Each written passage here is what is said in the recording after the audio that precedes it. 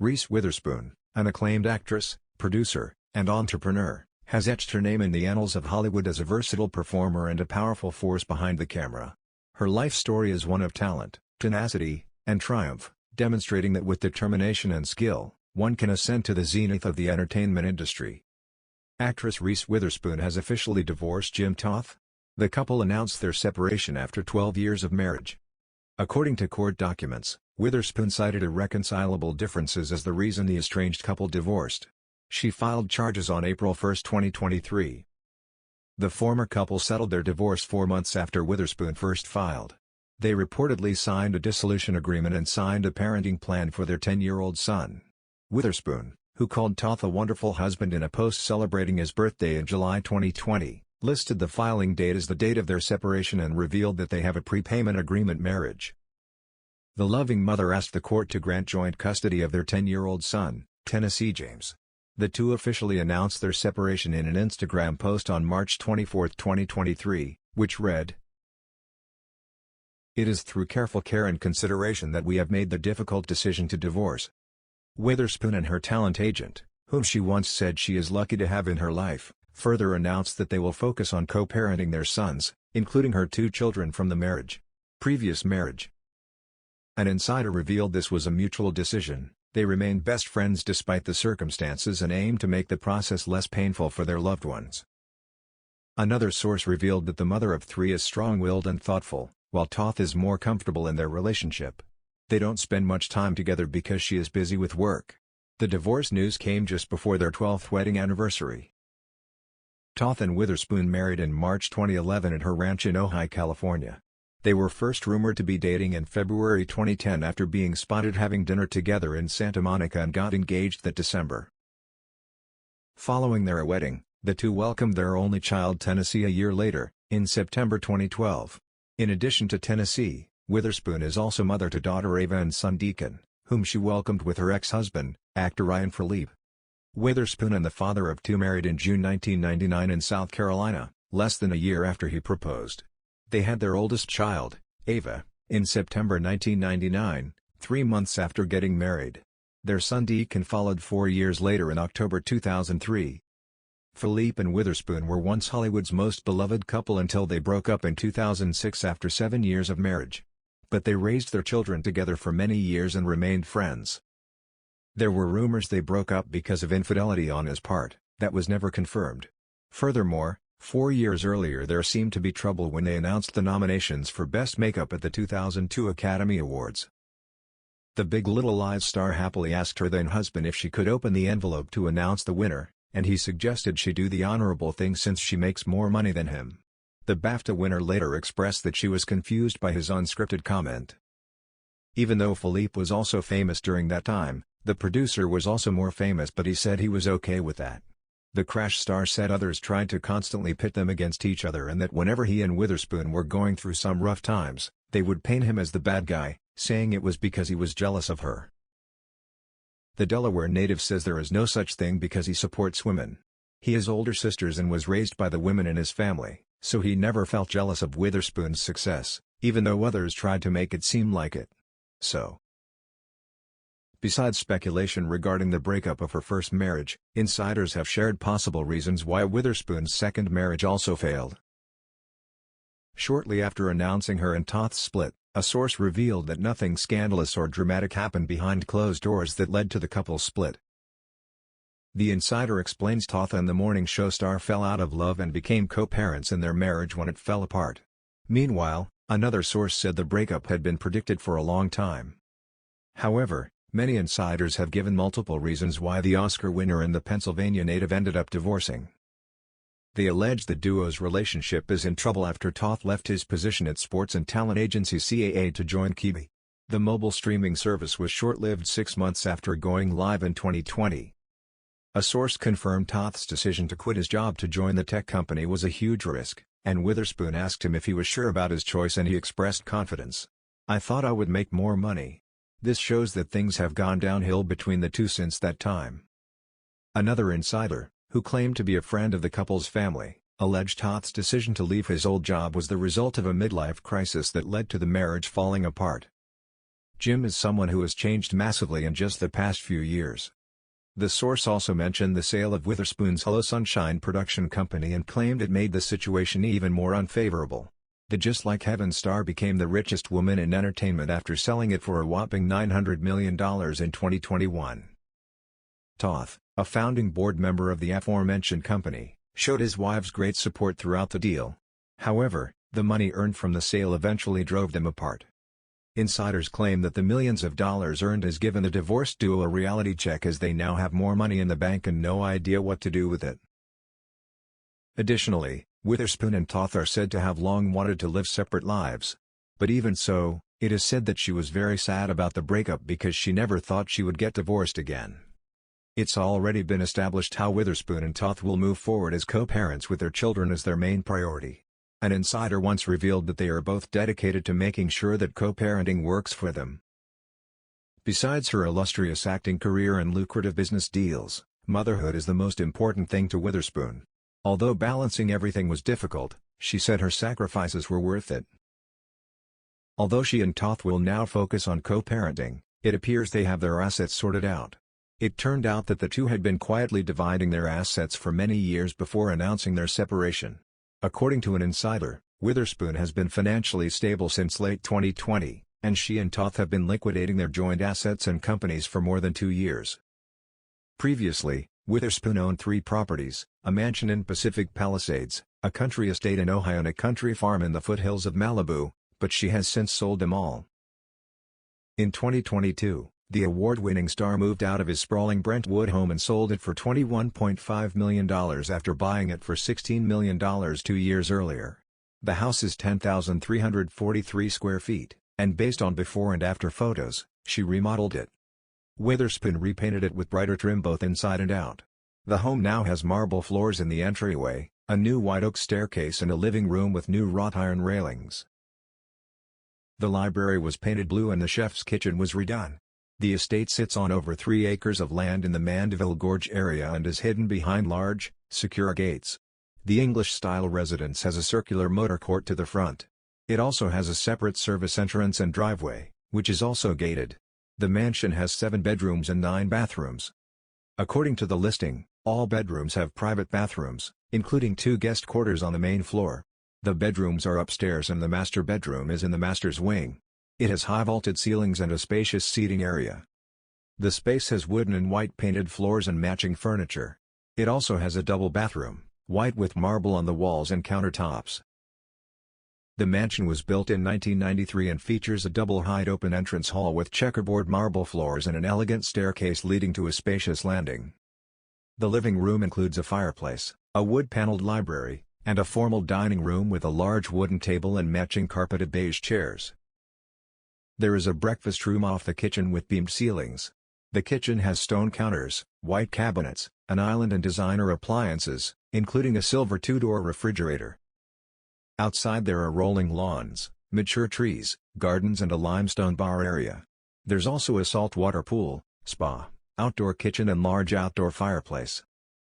In addition to her real estate portfolio, filings reveal Witherspoon spent nearly $28 million in the first quarter of 2022 on 4 new homes.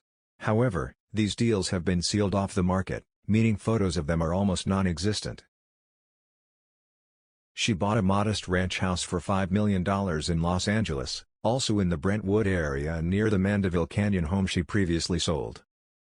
The home boasts 4 bedrooms and 3 bathrooms with 2,600 square feet of living space on one level. It surrounds a concrete courtyard and a dark-bottomed swimming pool. The property has a long private driveway and was built in 1959. Witherspoon bought 3 more homes in Nashville, where she and her family live part-time. The primary residence she shared with Toth and the children was a villa in an exclusive part of the city. Again, the interior of the house has not yet been shown. The couple paid $18 million for a property in a prime part of town on a 4-acre plot. The home was custom-built in 2020 by the seller, subprime auto loan magnate B. Michael Shivers and his wife, Margaret. The duo's home is located in a gated community. The primary residence includes a 15,000-square-foot detached home, a separate pool house, a spoon-shaped swimming pool, a full-size tennis court with a viewing pavilion and a spacious lawn. While it's unclear what the residence looks like inside, Witherspoon is known to choose traditional-style homes with chic and modern decor. Huge trees surround the tree-lined property, located near parks, shopping centers and dining establishments. The previous owners paid $2.7 million for the land in 2017 and later demolished the smaller house there. Another property Witherspoon purchased in Nashville was a historic building downtown filled with commercial real estate. She bought a red brick house built in 1879 for $4.2 million and later renovated it. The property has a 3,000-square-foot front house with kitchen and a second building in the back. It spans 1,300 square feet of space. The third house that Witherspoon bought cost $672,000, located in Franklin, Tennessee, a quiet suburb of Nashville. It boasts 2,200 square feet of space and has 3 bedrooms and 2 bathrooms. The mansion's exterior brick is newly painted and the residence backs onto the golf course. Reports suggest this could be one of her investments. Additionally, the Emmy winner has owned several homes in Nashville, some of which are believed to be occupied by family members. In addition to the 2 smaller homes in the area, there is also a home that is 8,400 square feet. Years ago, Witherspoon sold another home in Malibu, which she used as a vacation home. It was sold in an off-market deal for just $6.7 million. It sits on 2 acres of land and has many structures. The house was originally built in 1950 as a modest mid-century property. It was later modernized and remodeled by a couple who used it as a wedding venue before the Golden Globe winner moved in. It features open-plan living areas with a chic boho style as well as 3 bedrooms and her legacy and earned her the Bloody Mary nickname, despite the fact that many other rulers, including Henry and Elizabeth, engaged in widespread religious persecutions. She died on November 17, 1558 of uterine cancer, and Elizabeth ascended the throne.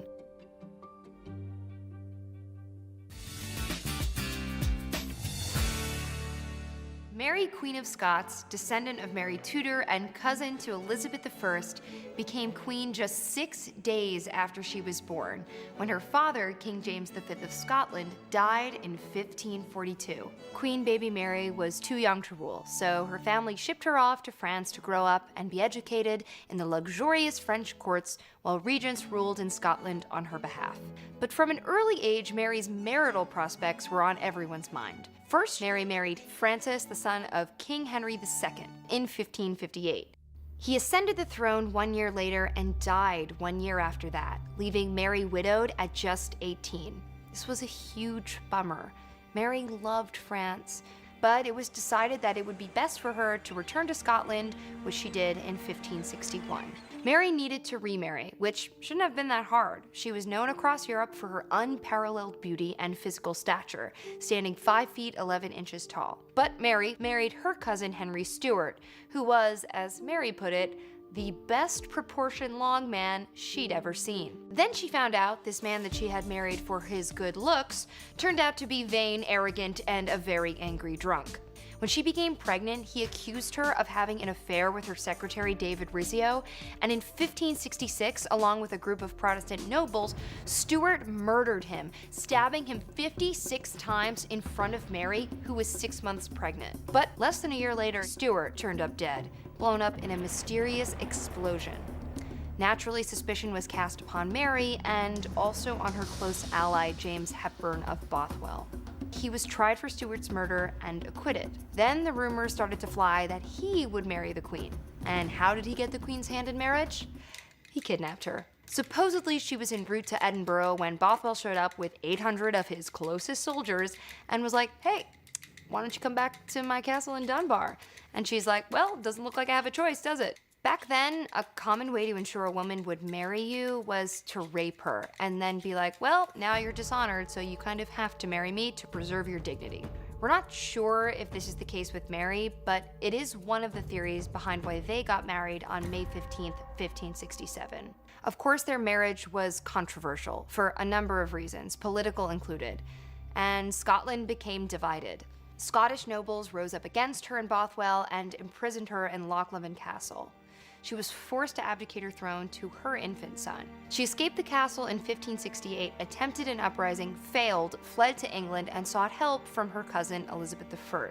But Elizabeth, fearful of the Catholics who felt Mary had a rightful claim to the English throne, and considering Mary's less than stellar reputation, decided to instead imprison Mary in a tower for 18 years. In 1586, Mary was accused of plotting to assassinate Elizabeth. She was put on trial and found guilty of treason, for which the punishment was being locked in a tower. No, just kidding. It was death. Mary was beheaded in Fotheringhay Castle on February 8, 1587.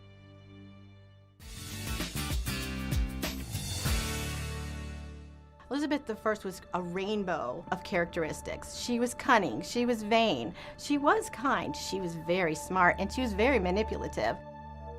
The daughter of Henry VIII and Anne Boleyn, Elizabeth was born on September 7, 1533. Elizabeth I's childhood was tumultuous after her father executed her mother. After her father and brother died, Elizabeth's older sister Mary took the throne. Mary's Catholic background and Elizabeth's Protestant background kind of created a situation where Mary just really couldn't trust Elizabeth. She threw her in the tower for a while and let her live there. Mary died in 1558, leaving Elizabeth Queen of England. Her father and her sister had created such turmoil between the Catholics and the Protestants, falling into and out of favor. People were now for sure what they should say that they believe in. Elizabeth carefully reworded the Book of Common Prayer and said, if you're close enough to this, it's good for England. Elizabeth set the stage for the economy and the arts, particularly fashion and theater, to flourish. Because she's a female monarch, she knows that she can use her appearance in court to create a kind of loyalty and affection to her from the courtiers. Not only through appearing in fantastic outfits, but in being painted in fantastic outfits that symbolize her leadership of the state.